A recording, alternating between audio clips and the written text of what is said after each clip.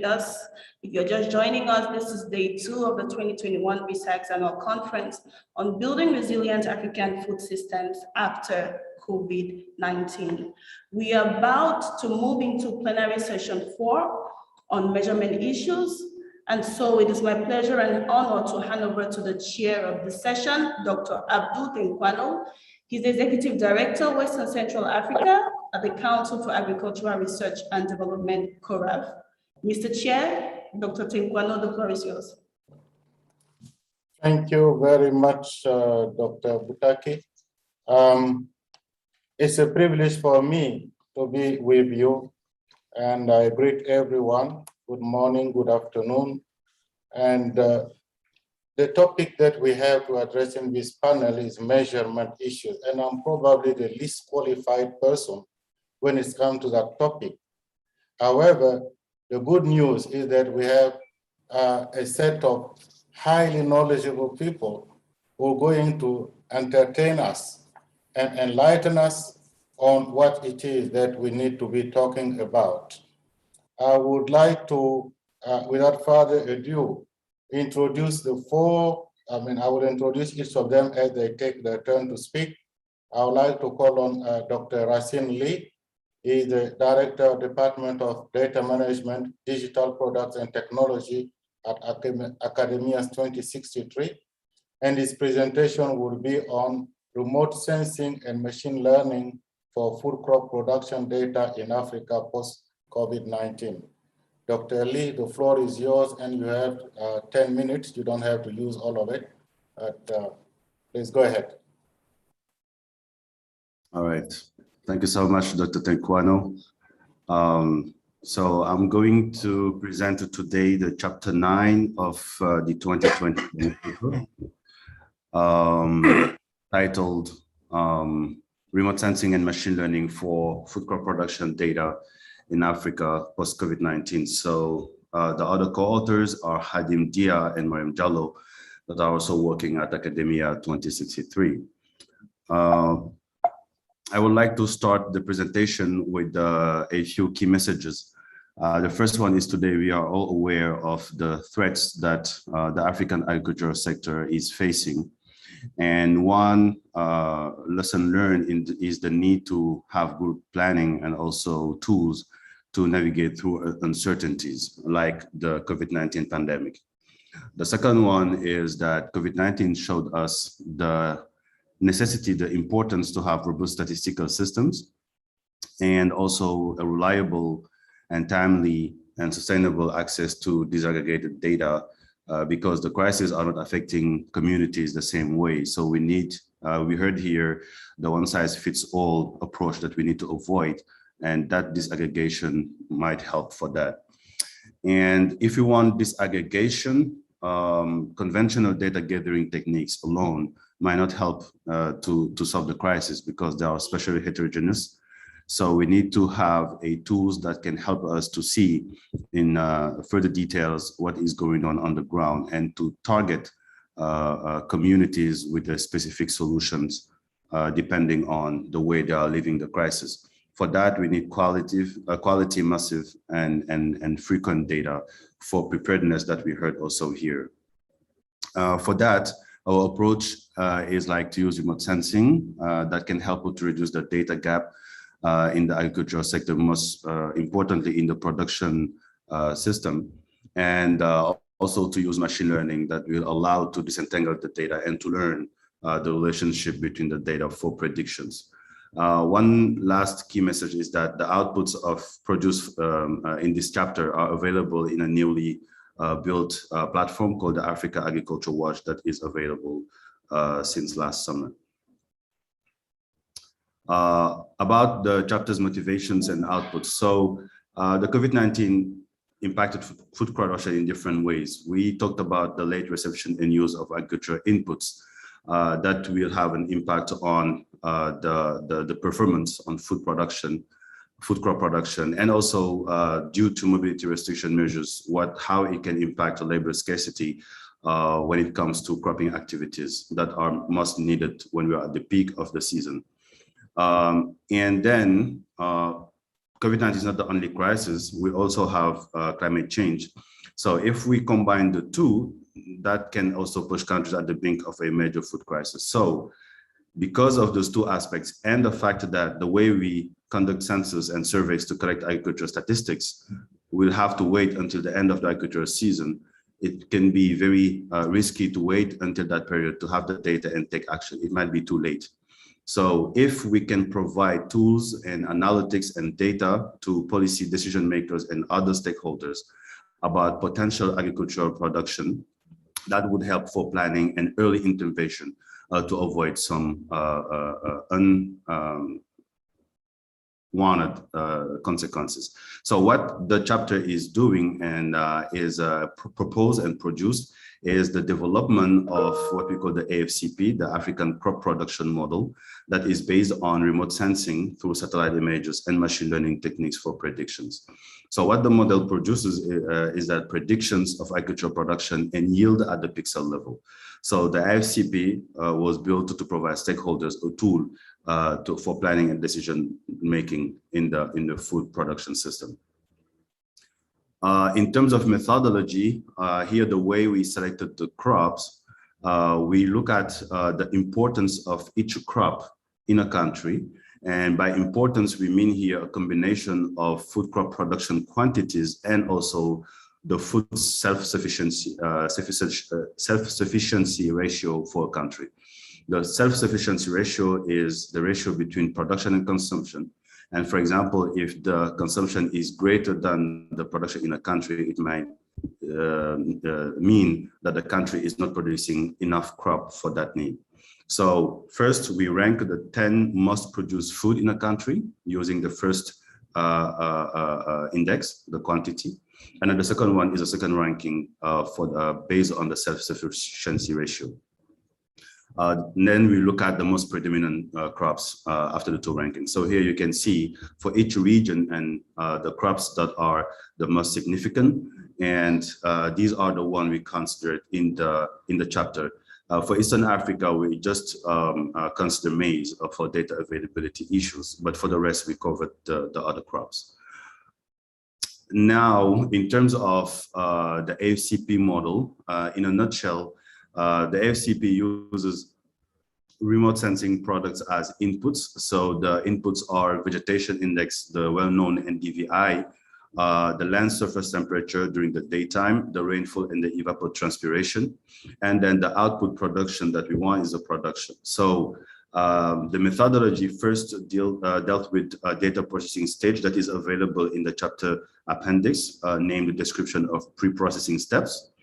And then we use a neural network, which is a machine learning technique to learn the relationship between the inputs in green and the outputs in yellow.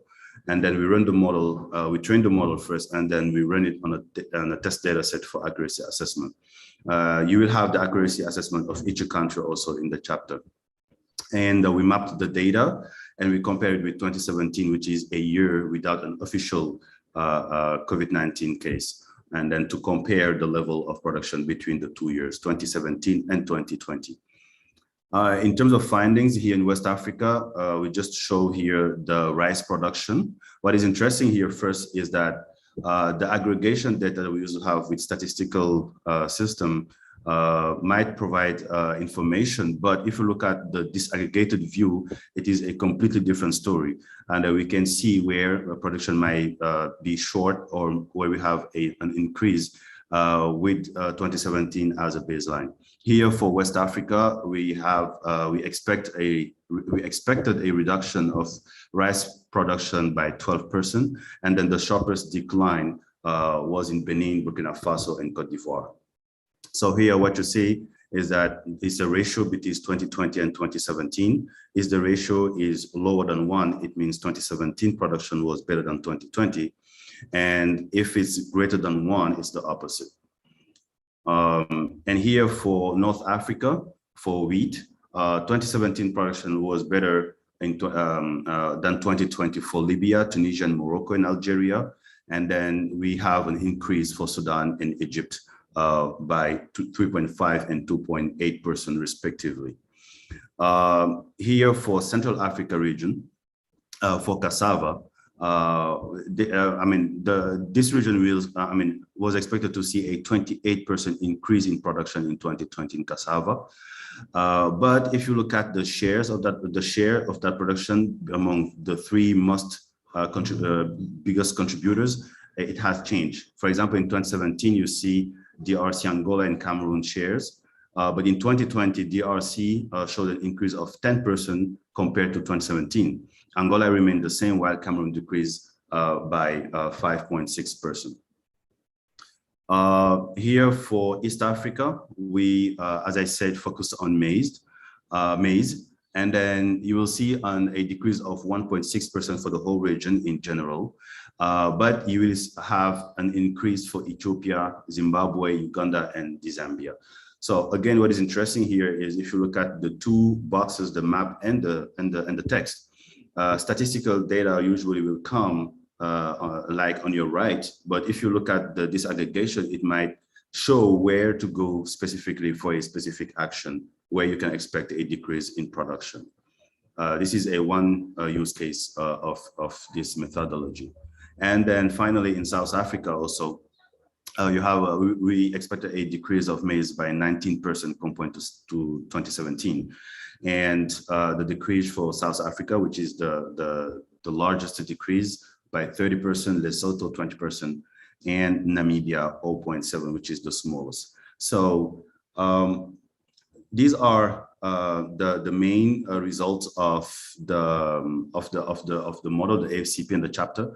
But one output or outcome of this is that now we learn from COVID-19 that there is a need to have a better statistical system for decision making. And remote sensing, it might be costly and also sometimes not recommended to send people on the ground to collect the data in a crisis like COVID-19. So how do we get the data and make and provide guidelines to policymakers to take the appropriate action? So remote sensing is a good alternative and also complement when possible to collect the data and beyond also for further analysis. And also machine learning here is a predictive model framework that is known to provide robust predictions in some cases, and depending on the data and the type of the problem, at least to make the invisible blurry to allow navigation through uncertainties. And here, just would like to share the fact that capacity building on emerging technology needs to be institutionalized, and also how we can produce the outputs closer to the policymakers and the policy and decision makers, just to avoid the asymmetry between the outputs based on emerging technologies research and also the policymakers. And then the last one is also there's a need to accelerate the adoption of emerging technology and data gathering tools in Africa. That way we can make sure to have access to the type of data with the metadata that will explain the primary data for further analysis using these emerging techniques. So again, the platform AGWA, aagwa.org, where you can have access to the prediction and yield forecast for 2020, but not only, we continue to produce those maps for 2021. We are following the crop calendar, so please, you can create an account and have access to the data. There is no limitation for the end user, just create an account. And then you will have also off-the-shelf pre-processed biogeophysical parameters for further analysis. Thank you so much. Back to you. Thank you so much. Thank you so much, Dr. Lee. I'm sure there will be many questions, and you stayed, well, you only exceeded by 2 minutes your time. I'm sure that the next speaker, whom I would like to introduce as Dr. Mark Constance, Associate Professor, Charles H. Dyson School of Applied Economics and Management at Cornell University, will be making the next presentation. I'm sure is going to save us some time. His topic is measuring progress towards the Malabo Declaration goals in the midst of COVID-19, a measurement approach for a health system sensitive resilience score.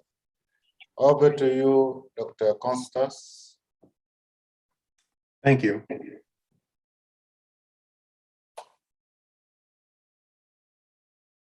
Please go ahead.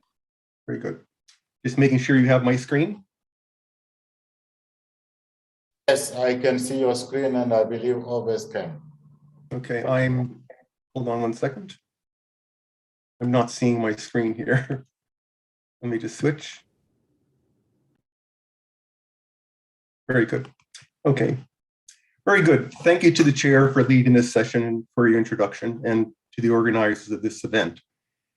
Before moving into a discussion of our study, I will offer a very brief graphic preface illustrating a challenge that has already been noted by several speakers. This concerns the challenge of an element of containment capacities, vaccine rates, and I noted here because it was an important part of the motivation for our work. Using G7 countries as a reference point, the comparison with countries in sub-Saharan Africa presents a stark picture of the inequalities related to the vaccine element of containment capacity. Combining data on partial and full vaccines, G7 countries achieved an average vaccine rate of 58% compared to less than a 3% vaccine administration rate in sub-Saharan Africa.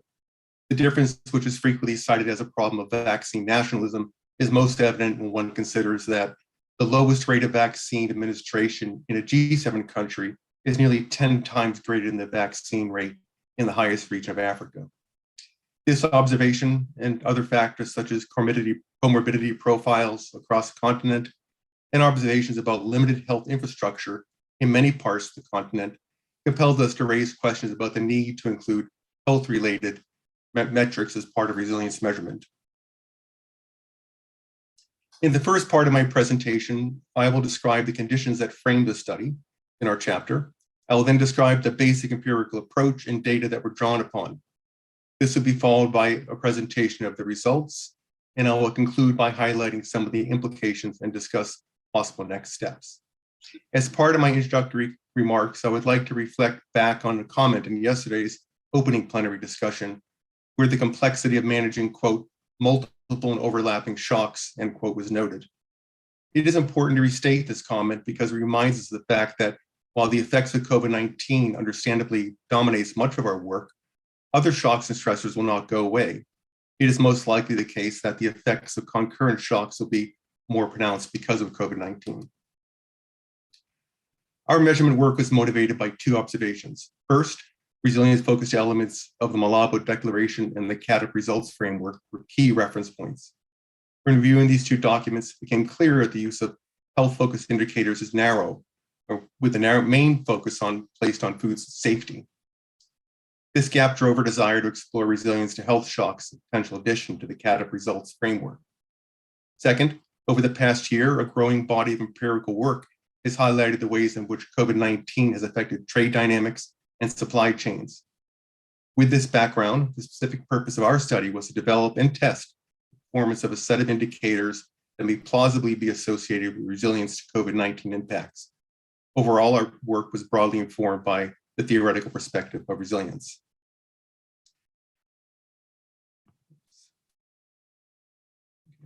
The strategy we used followed a two-step approach. The objective in step one was to draw on health-related data from WHO and our World in Data to construct a basic health systems resilience capacity score.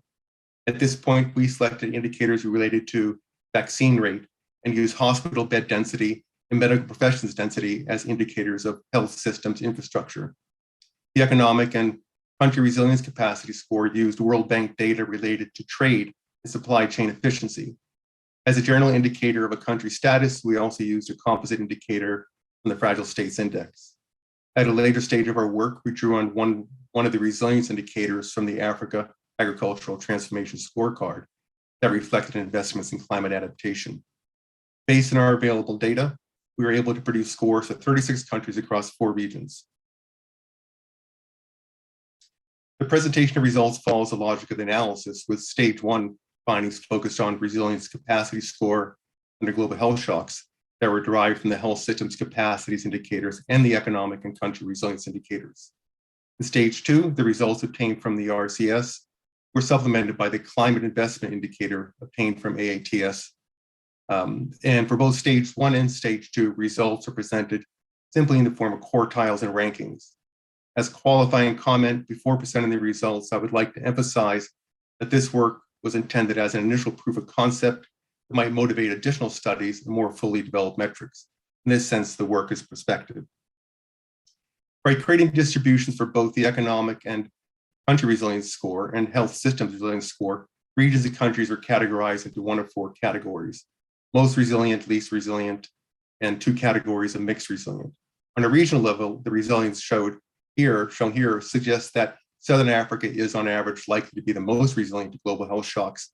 Eastern Africa falls close behind with a score that is about 7% lower on most resilient. Southern Africa also has a low proportion of countries categorized as least resilient.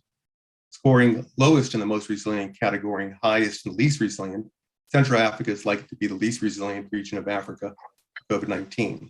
West Africa ranks third in terms of proportion of countries categorized as most resilient, but has the second highest proportion of countries ranked as least resilient. The table to the right provides a summary of how countries are categorized in terms of their likelihood to be resilient based on the findings from two inputs of both the health. There be some background noise. Okay. Based on the results of both the health index and the economic index. Results from most regions sampled are relatively symmetrical when comparing the most resilient versus least resilient categories. For Western Africa, 3 countries are categorized as most resilient and 5 categorized as least resilient. Eastern Africa had 3 countries in the most resilient category and 2 in the least resilient category. Southern Africa has 3 countries in the most resilient category and 2 countries the least resilient. The findings for Central Africa are somewhat lopsided, and 1 country found in the most resilient category with 3 countries in the least resilient category. A different way to examine the country's resilience is to organize results as country rankings. Here we show scores for the sample of 36 African countries with a mean of 5.50 for the distribution of the RCI-GHS. It's used the notional threshold to distinguish between more resilient countries and less resilient countries. Considering the possibility of imprecision in the middle part of the distribution, Q3 and Q2, it seems reasonable to treat Q4 as candidates as the most resilient to the global health shocks and Q1 countries as least resilient. South Africa, Namibia, and Botswana topped the list among the most resilient. Among the least resilient countries were Somalia, Chad, and Guinea. Suggesting these countries and others on the list would not fare well in the face of global health shocks. As noted above, the result from the do not factor in potential impact of another variable, one that considers the reality of multiple shocks and one that is connected to the CADP results framework. Goal 6 of the CADP framework, the Malabo Declaration, focuses on climate adaptation and investments made. We may proceed to the next slide to show you how that works out in our findings. Countries now shown in the 4th quartile had the 9 highest scores result from the combined performance on the AATS result components and the RCI-GHS. What is interesting to note here is that the top scoring countries for the Malabo reference capacities index presents a markedly different set of countries compared to those that were top performers in the RCI-GHS. 4 out of the 9 countries that appeared in the 4th quartile, Ghana, Gabon, Rwanda, and Namibia, appear as top ranking countries in this new score. 3 countries, South Africa, Kenya, and Botswana, were bumped down to a lower quartile, and 5 are new to the top quartile. By contrast, countries identified as least resilient in the previous display held their positions as countries likely to be least resilient when considering resilience to global health shocks and the climate component of CADP. I will conclude my presentation by reiterating a point that motivated our study. The protracted nature of the global pandemic highlights the importance of including indicators that are sensitive to global health shocks as part of the CADP results framework. 3 lines of work are suggested by the results presented in this chapter. First, immediate next steps. Immediate next step is to refine measurement model by including a broader set of health metrics. On the economic side, precision would likely to be enhanced by applying a multidimensional trade index, one that considers import versus export dependencies and commodity profiles. Second, and this is the point that was raised several times in yesterday's plenary discussion, the early identification of the least resilient countries could be part of an early warning system. Finally, concerning future work, there's much to be gained from a sustained program of research that explores how measurement of resilience to global health shocks be incorporated into our work. Thank you.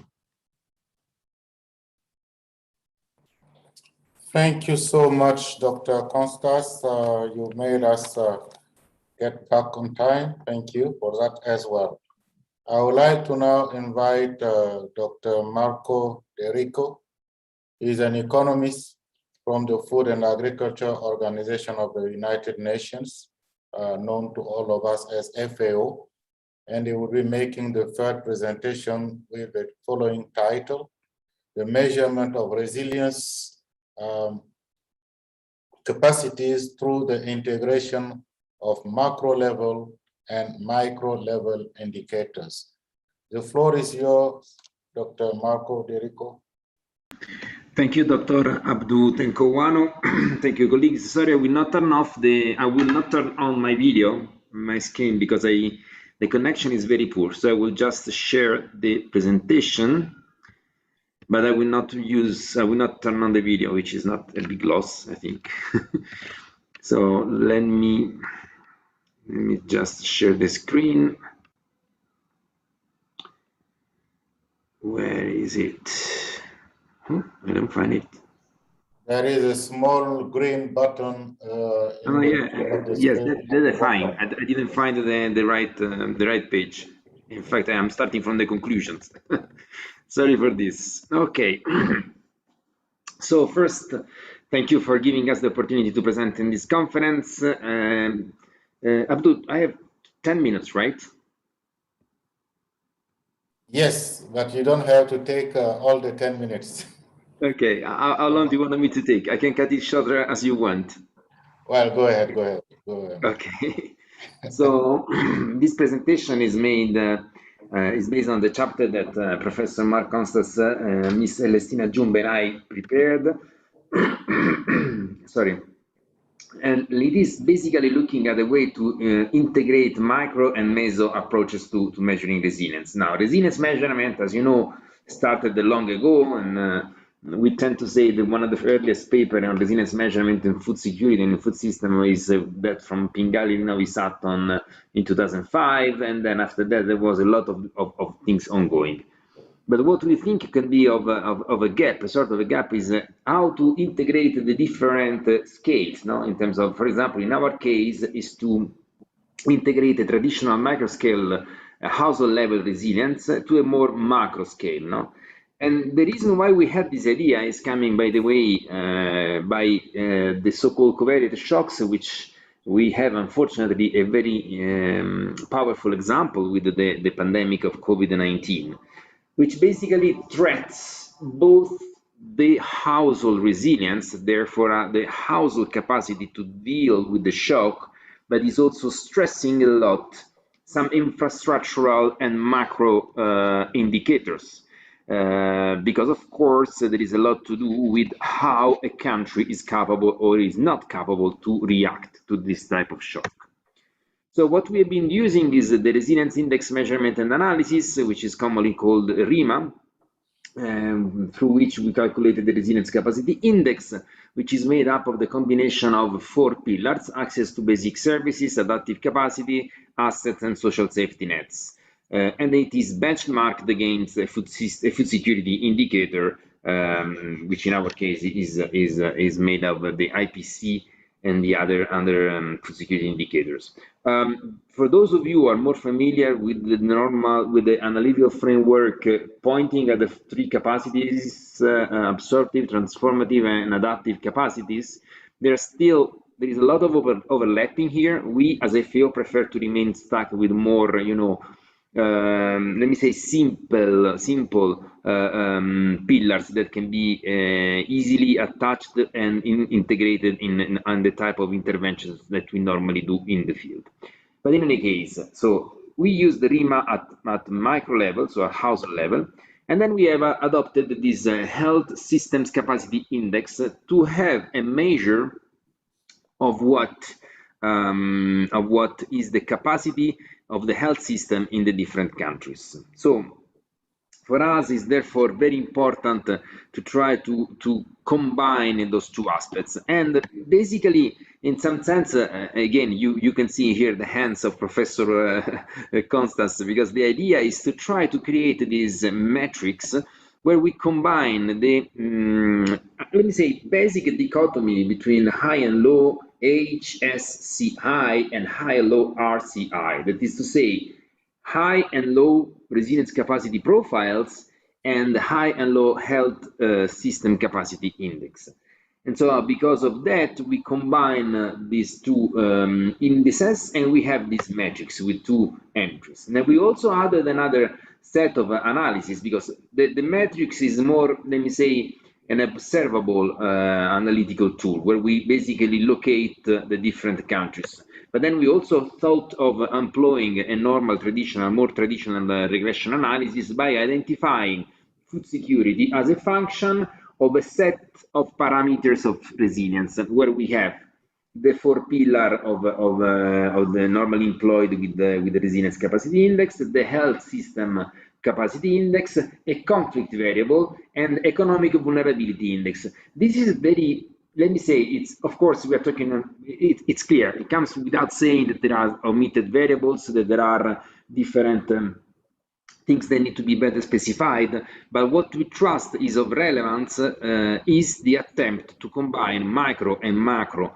parameters and to see how the different components can measure the difference in terms of resilience and of food security. So in this table, in this slide, you can see on the right-hand side the different clusters emerging from the combination of RCI and HSCI. And quite, let me say, not too much surprisingly, we can see some countries populating the different clusters. But we ended up by selecting two special cases, Tunisia and Mali, because they are in the clusters with the high or with low capacities. On the left-hand side, we see here the different set of regressions, where, of course, interesting aspects can emerge. And for instance, we can see here a negative effect of assets on resilience capacity. Then we can see otherwise a positive effect of the social protection interventions. At the same time, a very positive effect of the adaptive capacity. And then when, of course, we unpack using the conflict variable, we see a negative effect, a very strong negative effect, which is quite controversial, this result otherwise, where conflict is associated with an increase of food security, but that's to be understood and explained by the fact that we are using a cross-section analysis, and that most likely can be associated with other forms of support. Then now I try to do this clear. I don't know why okay. Okay, and let me move to the next slide. Okay. You still see the annotation, I think. Let me clear all drawings. There we go. Okay. So these are the two examples that we were showing, that we were mentioning before on the Tunisia and Mali, where Tunisia performed very well in terms of both resilience capacity and health system capacity, while Mali otherwise was placed in the cluster of low both RCI and HSCI. Of course, this is calling very strongly for a normative threshold, because otherwise, if we don't have a threshold, there is no way for us to have a clear definition of the low and high rankings. But again, I think that the most important conclusion that we can draw from our analysis is to have a generic blended measure of resilience, macro and micro, where we can incorporate aspects which are fundamental vis-a-vis some specific shock. Again, bear in mind the example of COVID-19, which has put a lot of stress, a lot of pressure on the health system. And if a country has let me say a traditional, a very strong resilience capacity at household level, it might not have an adequate health system, and therefore the consequence can then be translated also for the single and individual household. I will stop here, and thanks for giving us the opportunity of presenting this. Thank you so much, Dr. Derico. I'm not going to take any risk at making any comment on your presentation at the moment. And I would like to call on the next presenter, Dr. Ebenezer Kwofie.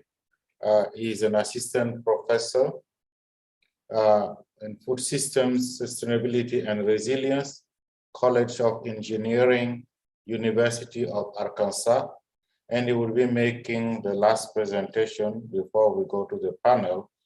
And the title of his presentation is Methods of Assessment of the Impact of COVID-19 on Community Dietary Patterns. The floor is yours, Dr. Kwofie. And I hope I'm saying your name right. Yes. Thank you. Can you hear me? Yes, I can. All right. Thank you. So I am presenting chapter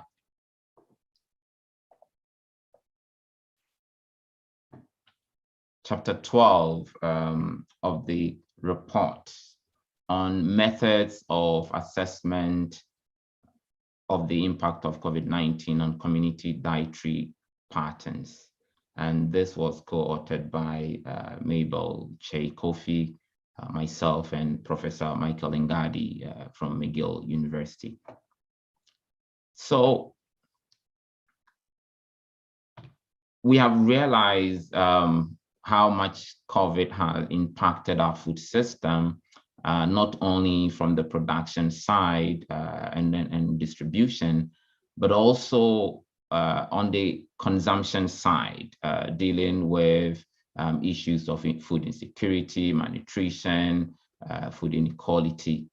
So what this chapter does is it examines some of the methods that could be used to understand that impact at the community level in terms of dietary patterns. And in the chapter, we discuss how the pandemic had altered the dynamics of nutrition, health, and general dietary patterns of people around the world, particularly Africa, and also how the current method ought to be altered in order to capture the full impact. So globally, we have used dietary guidelines to establish public food, nutrition and health and nutrition education program, and that have been used to promote healthy food intake and dietary patterns. But if you look at the current FAO report, it's even on their website, it shows that as of 2020, 7 countries in Africa had reported having dietary guidelines, and most countries are in the stages of developing their first set of dietary guidelines. And so as we mainstream nutrition using various intervention beyond COVID and even during COVID, a concrete effort is required to develop robust dietary guidelines that would be essential in understanding dietary patterns within our communities.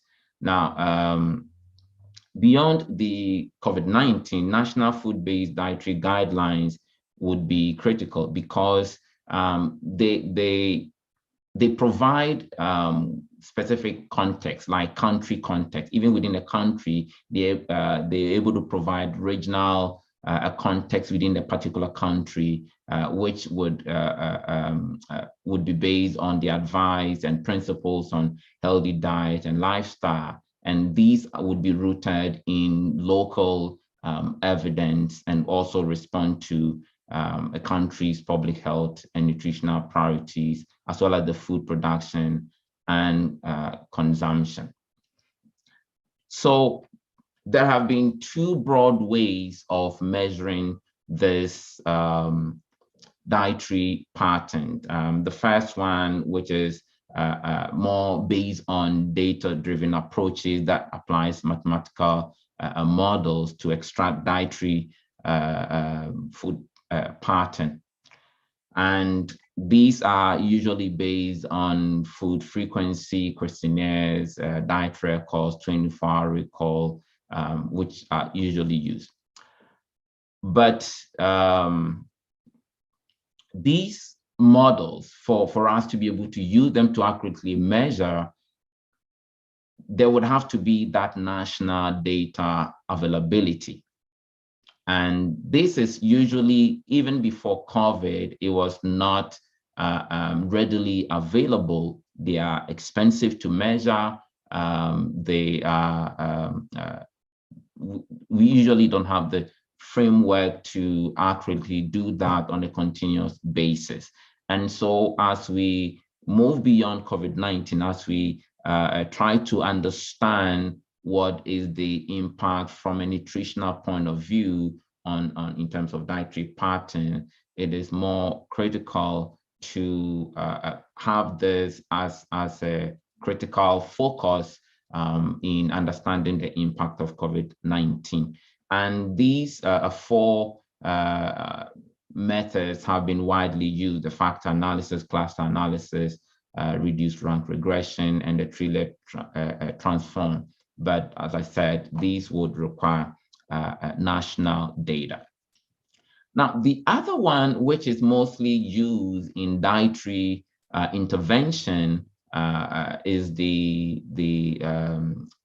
diet quality indices. Now, these diet quality indices are usually the instrument which is used to assess and calculate dietary patterns. And in those methods, we use elements and score them using random weight and put them together in order to get a score that reflect the people's health and intake and habits. But there are two critical issues as we discuss and look beyond COVID. The first one is that there are several country-specific diet indices.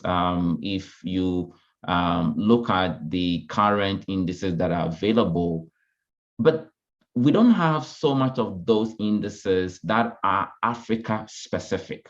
We have several of them in Europe, in Asia, but we do not have diet-specific indices that are made specifically for African countries or maybe the continent as a whole. We have relied on the global indices like MDDW, HDDS, IYCF. So those ones are what we've been using in the past. But for countries that are able to do that, they have their own country-specific that takes into account the context of the country. The second critical point is that even when we have used these global indices, the measurement has most of the time been at the ends. Either we do a baseline survey to know the current situation, and then we do one an end line. And some project would have a midpoint, but it's difficult to capture any significant impact when you only have two data points, one at the beginning and one at the end, without necessarily doing a higher frequency and monitoring that over a 2-year. Just imagine if you have a 4-year project and you only measure at the beginning and at the end, you might lose critical data. And so as we move past COVID-19, we need to revisit what models would allow us to do a more frequent measurement of impact over the project the intervention period. Now, the last 2 points that I want to make is this. The first one is that even the existing platform that we have for assessing does not actually take into account some of these things that have been very evident in the COVID-19. One of them is food diversity, anxiety, body perception, image perception, and physical activities. And we know that these things have been very critical within this COVID period. However, we do not have the platform that takes into account these things, even when we measure dietary patterns. And so it will be critical that we take, we augment the methods that we have at the moment. And the last point that I want to make is now to look at what strategies would be more useful when it comes to large-scale improvement in terms of population dietary behavior. Basically, we've been using two broad options. One, which is on education base, using nutrition education, doing interpersonal counseling or mass media. Some intervention even use radio within a community.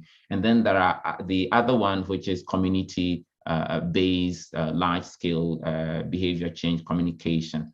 Now, the point we want to make here is that while these things have been used even before the COVID, after COVID, we need to adapt these things that came up during COVID, like the anxiety and the things that I mentioned earlier, we need to fold them into these large-scale behavioral change strategies, whether it is whether we're using the educational option or community activity-based methods. And with that, I want to end my presentation. Thank you. Thank you so much. Thank you so much, Dr. Wofier. I think we're just about just in time. I don't have much flexibility for allowing for questions at the moment, and therefore I would like to ask your indulgence for me to move to the next section of section of this session, and invite the panelists to give us some more wisdom on what we need to know about measurements. It's my privilege to invite the following people as panelists. Dr. Amos La is an associate professor, public health at the University of Ghana. The other panelist is Dr. Liang Shi Shu. I hope I'm saying his name right, otherwise he will correct me. A senior research fellow at the International Food Policy Research Institute. Then we have Mr. Abdoulaye Ka, who is a senior health specialist at the World Bank, formerly of the National Council for Development and Nutrition in Senegal, and Dr. Heike Baumüller, senior researcher and PARI coordinator at the Center for Development Research at the University of Bonn. To each of you, I'm going to ask one question, and if time allows, I will go to a second round of questions. So, Dr. La, could you tell us, when you consider what has occurred over the past 18 months under COVID-19, what you see as the most pressing issues or topics for measurement? Over to you. Thank you. Good morning, good afternoon to all of you. Thank you, Dr. Tinkone, for your kind introduction.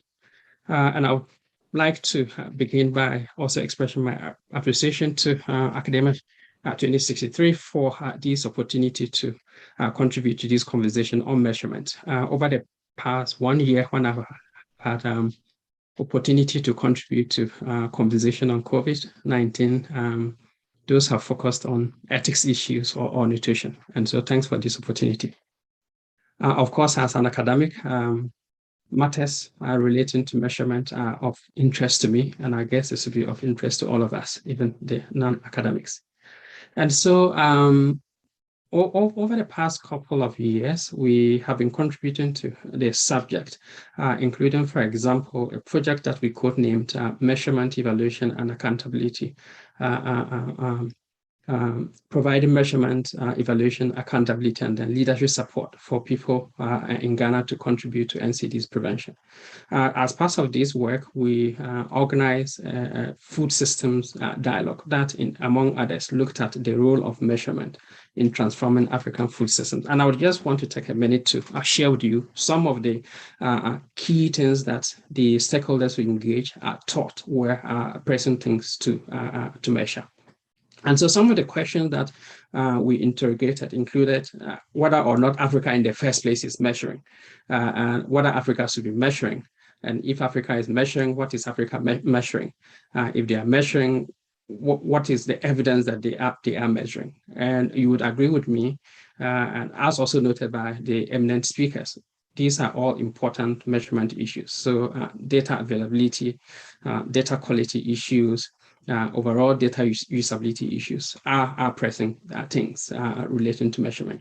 As the question of what Africa should be measuring, I think is very clear to all of us, including the UN, noting that data is the lifeblood of decision making, but also the raw material for accountability. And as we are aware, if we haven't measured, you haven't done. We would want to extend this to indicate that if you've measured and you haven't used it, you still haven't done it. And data that we get measured or measurement that get done or to be utilized, and to the extent that is to be as available as possible to all those who need to use.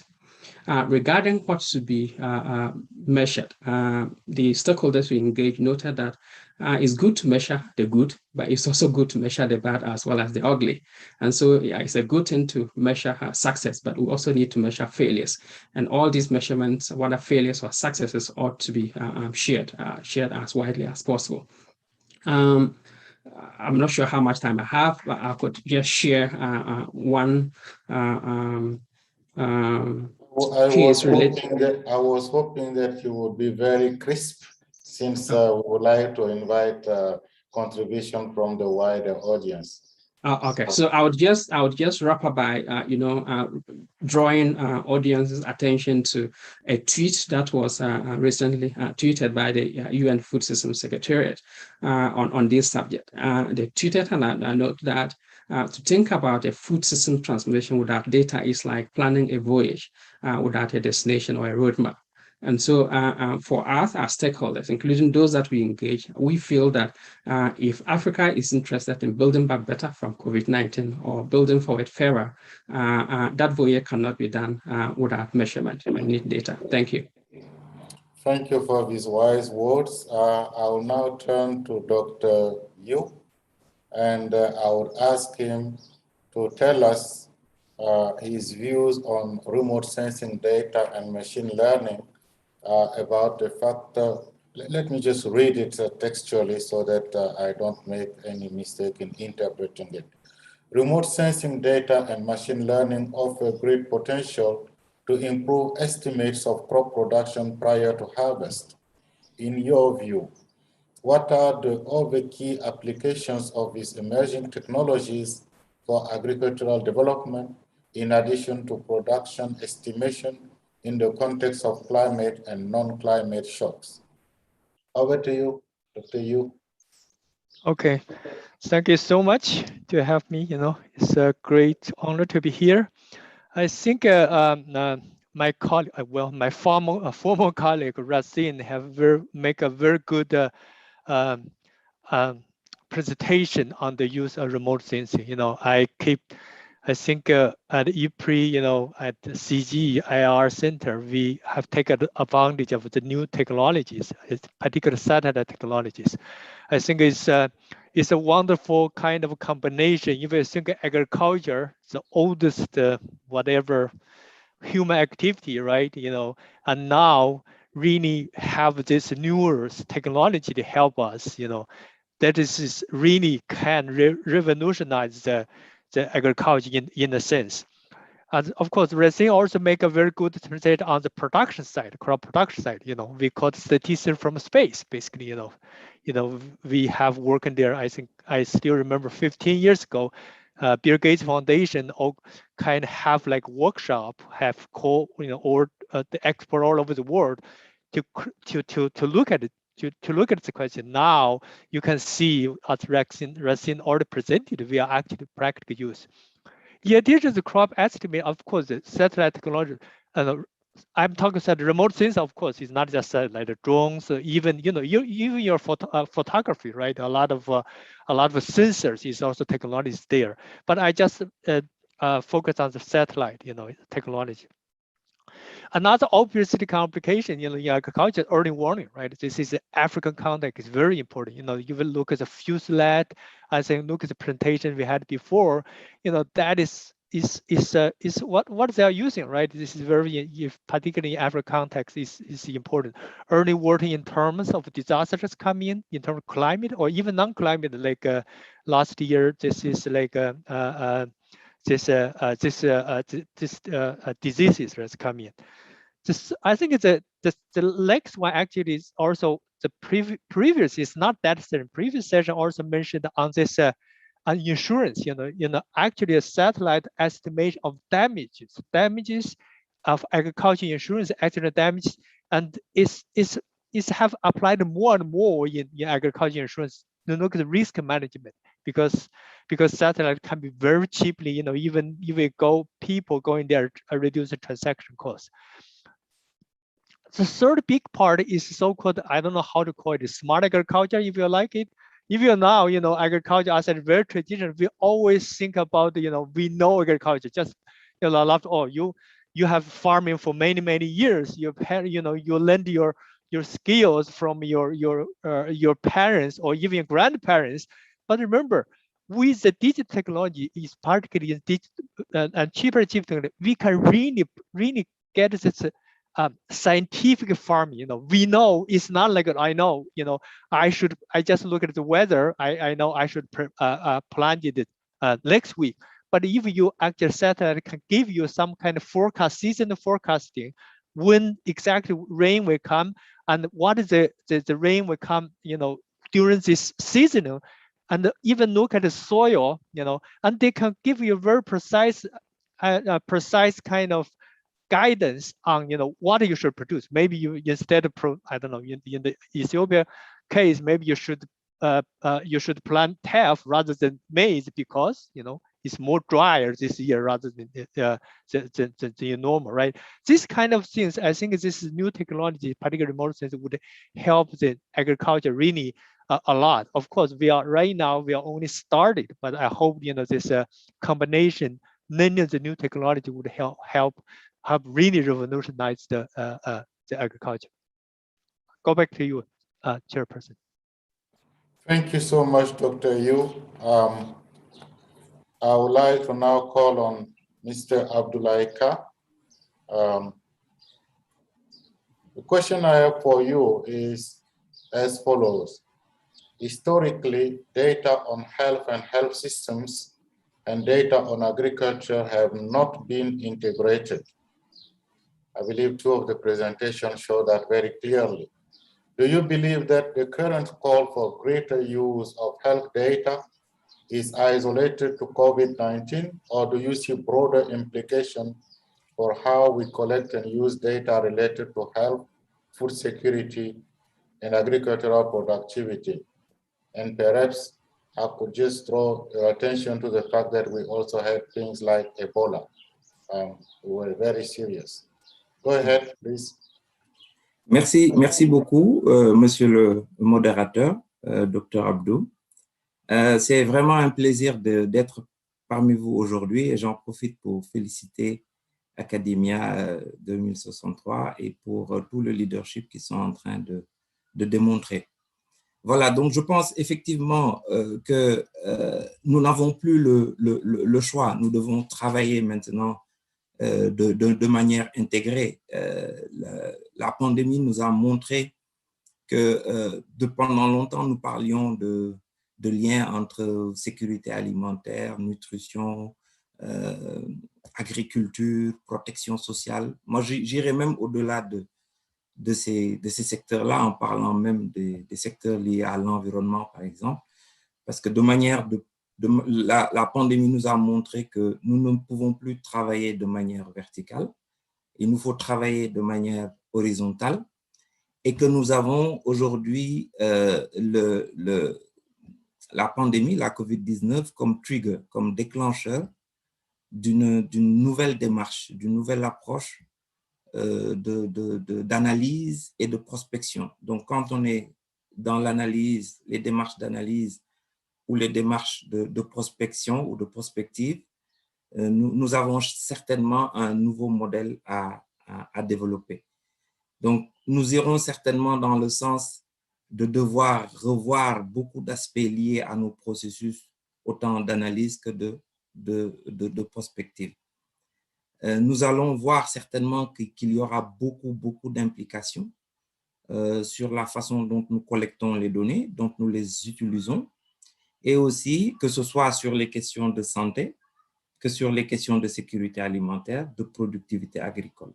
On peut même donner d'autres secteurs qui sont aussi des secteurs qui devraient être intégrés, parce que qui sont des secteurs alliés aux différentes problématiques que nous avons. Je pourrais parler de la sécurité, de la protection sociale, je pourrais parler aussi de l'environnement pour les questions de changement climatique.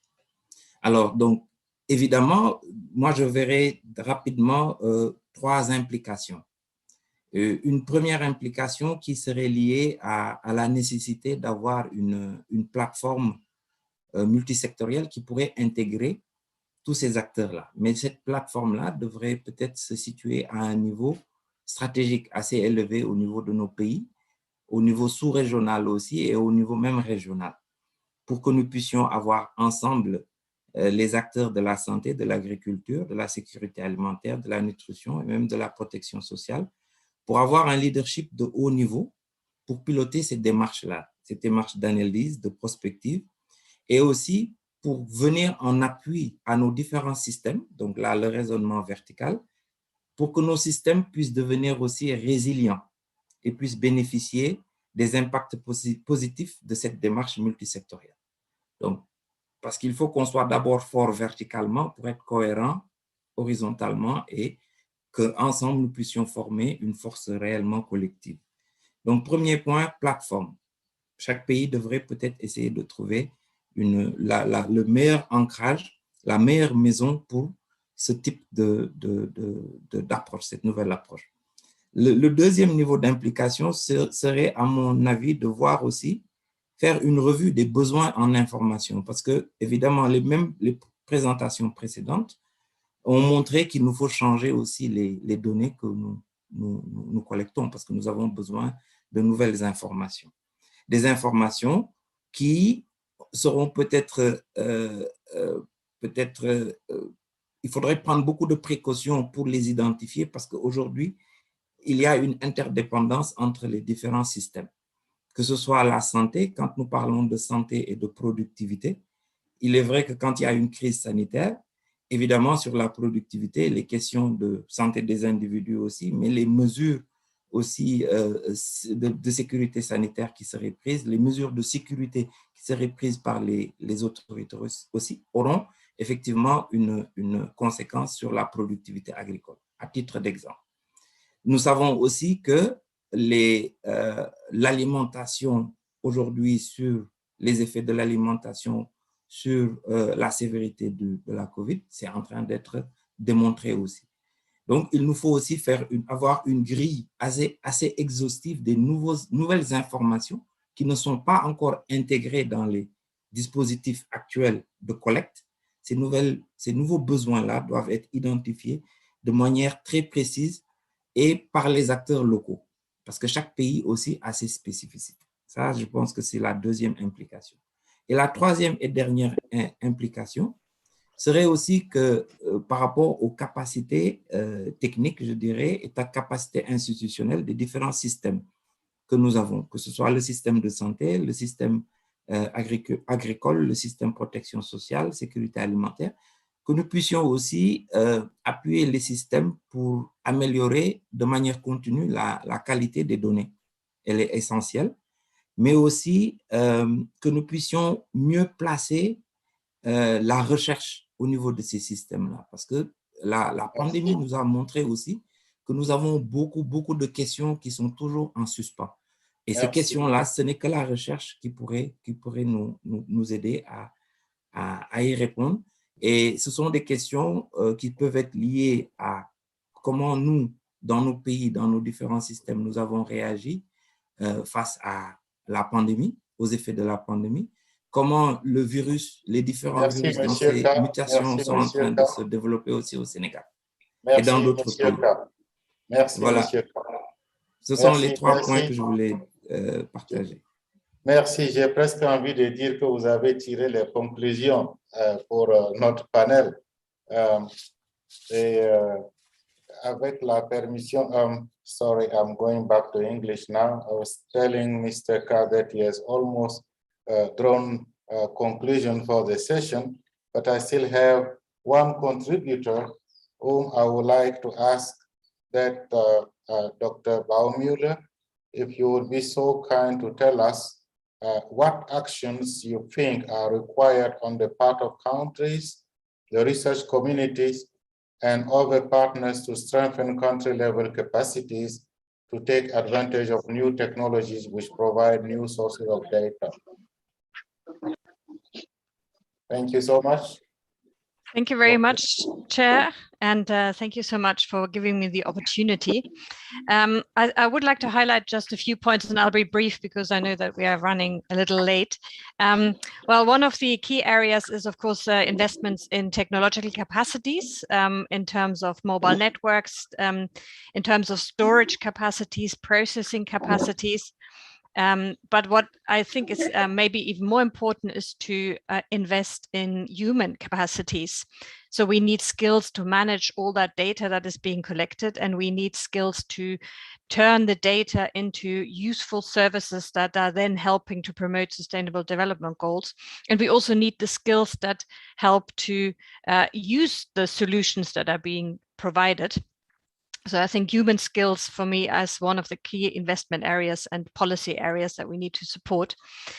I also think that we need to sort of support the collection of even more local data than there is. I mean, now we have more and more opportunities through remote sensing and other opportunities in big data analytics. But any decision that comes out of an AI-enabled tool will only ever be as good as the data that goes into it. So I think for these tools to inform African decision-making, it needs to be based on African data to avoid any biases that there might be. And perhaps a third point I'd like to highlight is around issues around data protection. We're doing some research in our institute looking at the data protection in Africa, and we're seeing a lot of progress that is happening in terms of regulating this balance between facilitating access to data for decision making while also protecting data for that is from personal use.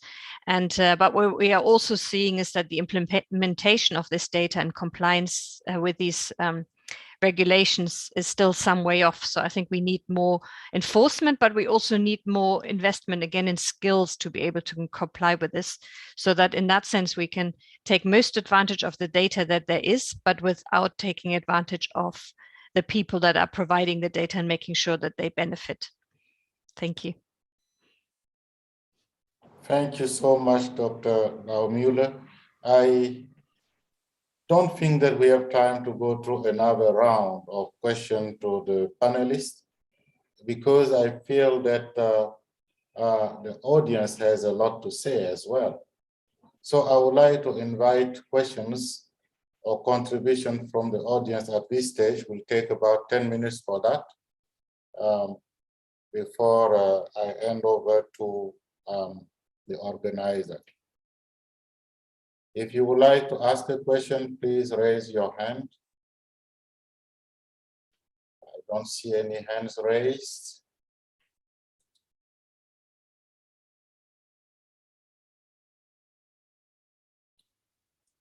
Well, if there are no hands raised, then I would go back to asking more contribution from our highly educated panelists.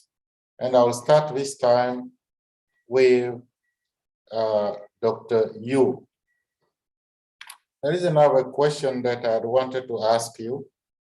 What are the most pressing challenges preventing wider use of remote sensing data to inform agricultural planning?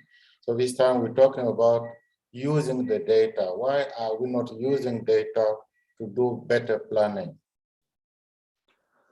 Okay, I'm the Victor, huh? Actually here, surprisingly, I just continue, with my expertise, what I know about the remote sensing. As I said, my former colleague Rasim make good presentation. Actually, when Dr. Buhmüller, right? Buhmüller talk about it, I really appreciate her think about the data issue. Here, even the remote sensing data, we call the ground truth data. Actually, surprisingly, if you think very high tech, satellite, oh, wonderful. Of course, we want very, very better satellite. The Centennial European Space Agency, the US, the Chinese, the Indians have very good satellite. The satellite technology, of course, is important. Better sensor, satellite now they can even this Sentinel 10-meter resolution, free. Think about it. Even 10 years ago, the only Pentagon can afford it. Right now, even you are students, you have to think Google. Google put everything in the Google Earth engine. You can write a code. I got 10 years of non-sat data just from Google Earth engine. Think about it. But more fundamentally, it's data. It's data versus in African is African local data. If anything, anything, if it's not based on the ground truth data. You need ground truth data to validate your model. This is a very fancy model. Why machine learning? Machine is not magic. Machine learning because it's big data and big data analysis. So it's very fundamentally the data, African contact data, even the remote things that we call the ground truth data, you call the sample data, validation data. Data is fundamental. We need more and more data. That is more fundamental. Actually, is to make the technology work, to make the analytical work. You need a lot of training data. I think this is more fundamental than the other things, I would say. Maybe I should use this opportunity to ask my friend Dr. Lee to come back and tell us exactly how can we improve the quality of the data, because it looks like this is one major issue. How do we get it? I mean, we've been independent in Africa for quite a long time, and we still complain that we don't have right data to make the right decision. What can we do very quickly to change that? Yeah. Dr. Lee? Yes, Dr. Tenkwano, thank you for the question. And also, I think you is completely right. I think now a student can have access to the data from just a few clicks. So therefore, you can develop tools that might be very interesting for policy and decision makers. But two things, if we want to improve the quality of the data that we want to use for such emerging technologies like machine learning, is the metadata. We can collect all type of data that we want, but if we don't have metadata that can explain the primary data or contextualize the primary data, it might be difficult also. So for example, you can collect data on the ground and say this is a cropland or a non-cropland. But how can you go further down and explain which crop it is? That way you can have a crop classifier and be able to say, I'm not going to tell you only if it's a crop or not, but I will also tell you which crop it is. And you can see the consequence to that, for example, assessing crop rotation or knowing disease and pest and disease on those crops. And Sentinel-2 today is 10 meters and it's available. I think also we have to invest in the recent tools to collect data and doing it frequently. What I mean is I've seen in countries recently, maybe 2 years ago, people going on the ground and collected data with papers. So what I'm saying is if you lose those papers, you lose the data. And also it will be hard and time consuming to process the data. So here what I'm talking about is we have tools like, for example, tablets that are connected straight to software like ArcGIS, where you can go and collect the data and send it to the cloud and then for cleaning and also processing. And I think also if our own institutions get modernized and using those tools, it will be a catalyzer to consume and adopt those technologies to our own needs. That's what I call the technology Africanization. I think if we put those systems in place, first modernize our institutions, from there we'll be able to collect the right data. And also the capacity building approach with universities and also schools. Over. Thank you. So at this juncture, I would like to bring back Mr. Ka and ask him, Monsieur Ka, s'il vous plaît, what do we know about the impact of COVID-19 on the quality of diets, and what priority actions should be taken to ensure sustained improvements in diet quality moving forward? If you could tell us in 2 or 3 sentences what we know and what should be done.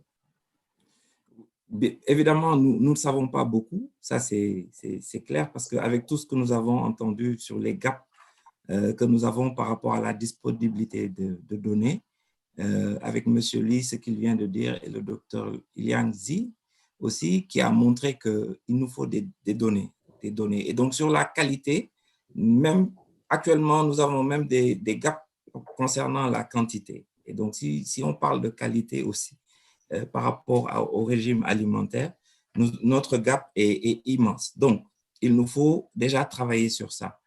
Ce que nous savons actuellement et l'opportunité que nous avons et sur laquelle je voulais insister, c'est qu'avec la COVID aussi, il y a des études qui sont en cours qui montrent que la qualité aussi des régimes alimentaires a un effet positif sur la sévérité. Donc, réduit la sévérité de la COVID-19. Donc ça, je pense que c'est un momentum sur lequel on devrait s'appuyer pour développer et disons, nos capacités par rapport à la collecte des données sur la qualité des régimes, pour pouvoir faire le lien entre les maladies non transmissibles et donc disons, les infections comme la COVID-19. Alors, de manière concrète, quelques points qu'on pourrait faire pour améliorer cela. Je pense que le premier point, ce serait qu'on essaie d'innover dans nos approches pour renforcer les capacités techniques de production des communautés pour les rendre autonomes pour renforcer la qualité de leur régime. Et je pense qu'il doit y avoir, avec les nouvelles technologies, des opportunités de pouvoir mieux renforcer les capacités de production. Deuxièmement, c'est essayer d'innover aussi dans nos approches par rapport aux circuits de distribution, au niveau des marchés et surtout au niveau local, pour qu'on essaie d'avoir des systèmes alimentaires qui rendent disponibles des produits de qualité au niveau local. Un autre point, ce serait aussi pour la promotion de la qualité de la consommation alimentaire, utiliser l'éducation nutritionnelle. Et tout à l'heure aussi, on a parlé de la nécessité d'avoir des recettes, d'élaborer des recettes qui soient réellement locales, adaptées au contexte local, pour permettre de faire face à des crises comme la COVID-19, où il peut y avoir des marchés fermés, il peut y avoir aussi le risque d'inflation. Et nous sommes en train de vivre dans nos pays cette inflation par rapport aux produits importés. Donc, il est important que nous puissions bâtir la qualité de nos régimes alimentaires sur les fruits et légumes locaux, sur aussi les produits forestiers non ligneux, ou sur lesquels on a des opportunités extraordinaires par rapport à la production, par rapport à la transformation et aussi par rapport à l'intégration de ces produits-là dans nos systèmes de transformation alimentaire.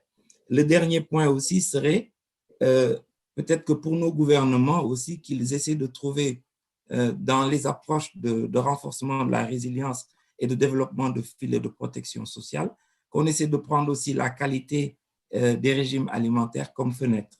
C'est-à-dire qu'il serait aussi envisageable de voir comment on peut, avec nos systèmes alimentaires aussi, utiliser des filets à travers les systèmes comme le système éducatif, qui est extrêmement important et qui peut aussi, disons, avec la nutrition ou l'alimentation scolaire, être une opportunité extraordinaire de leverage. Voilà, merci. Merci pour votre contribution. Merci, Monsieur K. Dr. La, I'm coming back to you. We have another question. What has been learned from COVID-19 and previous health shocks about the role of health systems in contributing to the resilience of communities and countries?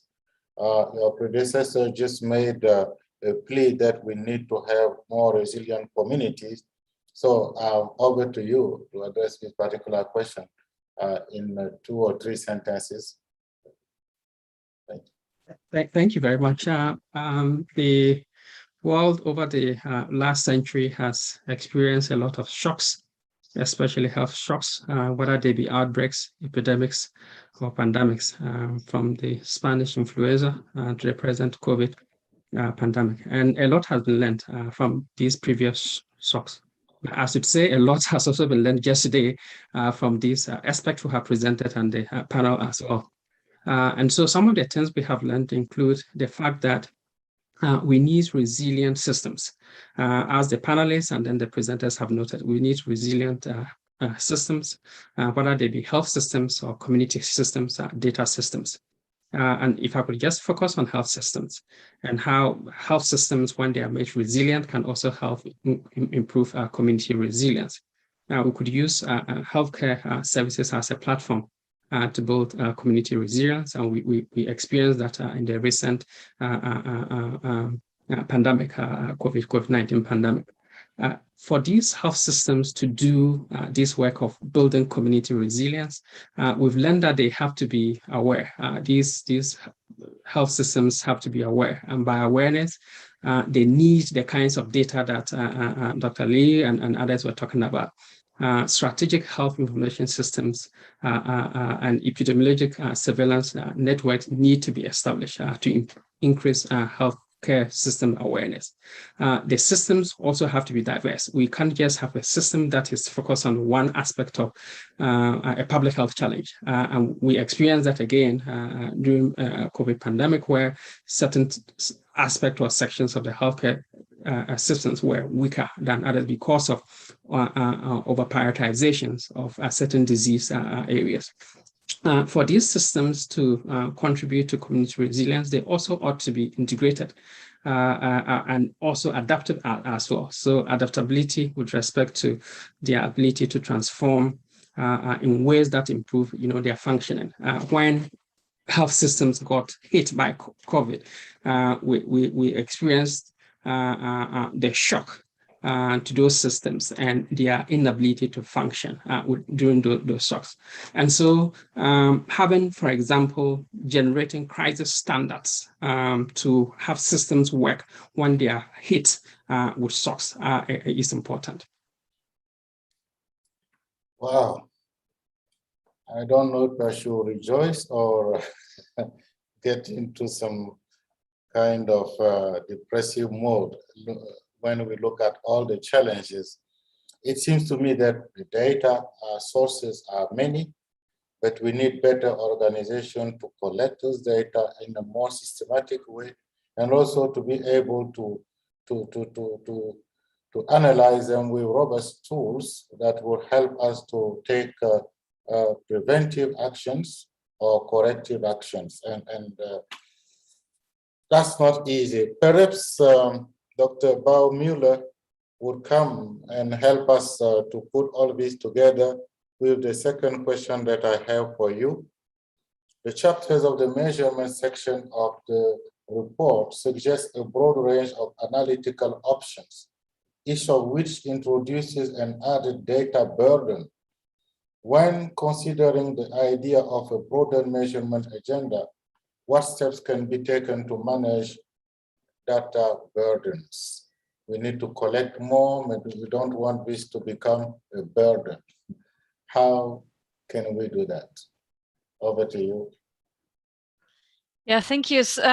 I think we're actually still quite far from the data being a burden, because the as we were saying earlier, and others have also said, is that we need much more locally collected data. So I think the key is to maybe sort of help you out of your depressive mood, is to sort of turn the burden into opportunities. And I think maybe I want to add a next step after we've analyzed the data is that we need to make it, the decisions that come out of that analysis need to be actionable. And I think that's really the key. And they need to be actionable by taking into account the local context. Recommendations can only ever take advantage of the opportunities that are there and the local context that is there. So coming back to the importance of ground truthing.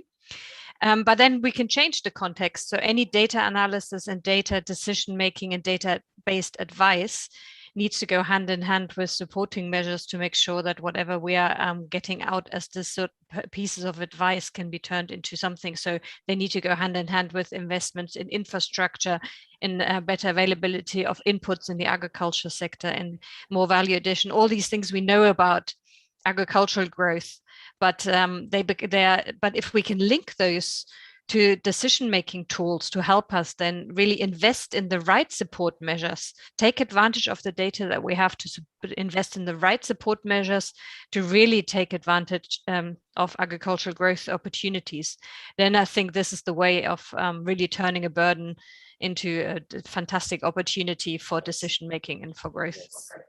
I agree wholeheartedly with you.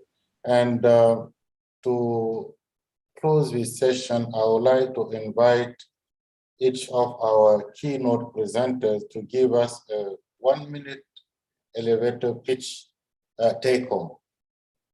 Starting with Dr. Ebenezer Kofier, please.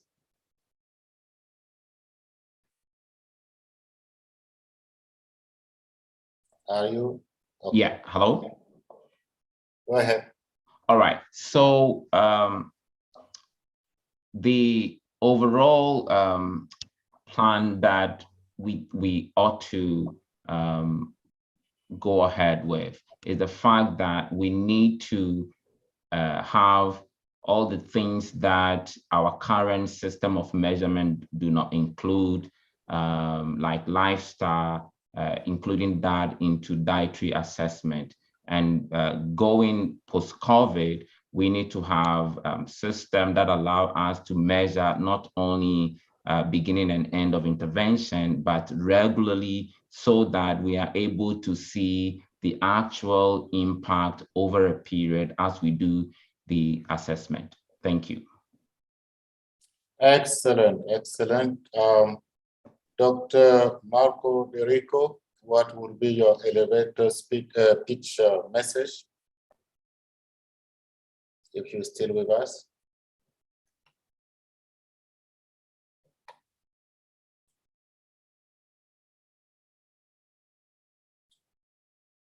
Apparently he's not.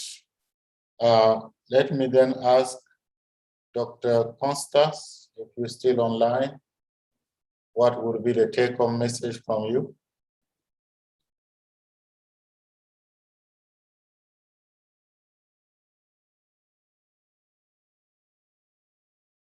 All right.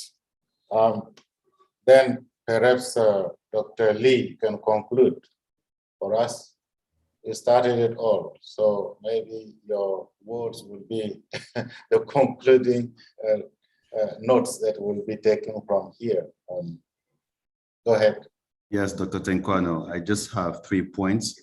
The first one is I heard someone said one time, it is unlikely to solve today's issues with yesterday's technology. That's a first point. The second point is that let's make technology outputs closer to the decision-making circle, because they will feel the necessity and how important it is, and then maybe trigger investment. And the third point is let's innovate also to deliver technology outputs to the farmers. How we can innovate to make that information available to farmers, probably with extension services, but we can still work on that with data visualization features also. And with those 3 points, I will stop here. Thank you, Doctor. All right, there is also perhaps one thing that didn't come very conspicuously, but I think it is essential. It is that of networking. I mean, when we're talking about capacity, when we work in isolation of each other, it's unlikely that we'll be able to fulfill our needs. So networking is extremely important and needs to be part of any kind of forward-going measure that will be taken. We live in an era of multiple disruptors, and unfortunately, each of them comes and adds some complexity to the situation. And we need to be able to react quickly with some measurable indicator that can help us to factor in those new disruptors as they come in and how they interact with others.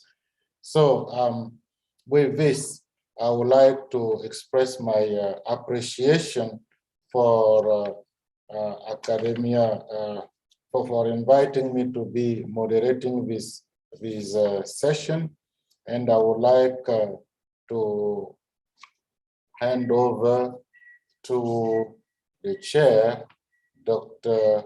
Butake. Thank you very much.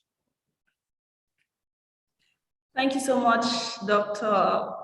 Tenquano, Dr. Abdul Tenquano, for moderating and being the chair of plenary session 4, which tackled measurement issues. Thank you to all the panelists, and thank you so much to all the participants for staying with us and accompanying us to the end of day 2 of the 2021 Research Annual Conference on Building Resilient African Food Systems After COVID-19. It's a wrap for today. It's been an exciting session. Please monitor the chat box. We have shared links to the 2021 ATOR and other resources. The hashtags are 2021 Research and 2021 ATOR. Stay tuned, join the conversation on social media, and we'll be right back here tomorrow at 12 noon GMT, 7 a.m. US, and 3 p.m. EAT. Thank you so much. Thank you from Academia 2063. See you tomorrow. Bye.